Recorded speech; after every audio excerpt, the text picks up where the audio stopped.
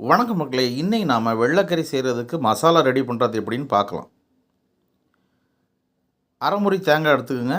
இது கூட 10 சின்ன உள்ளி தோல் உளிச்சு எடுத்துக்கோங்க. 3 மிளகுத்தல் இது கூட சேர்த்துக்கலாம். அரை டீஸ்பூன் மஞ்சள் பொடி, அரை டீஸ்பூன் சின்ன ஜீரகம். ஃபஸ்ட் நம்ம தண்ணி சேர்க்காமல் திருன்னு அரைச்சி எடுத்துக்கணும். அதுக்கப்புறம் இது கூட தண்ணி சேர்த்து நல்ல பட்டு போல் நைஸாக அரைச்சி எடுத்துக்கணும்.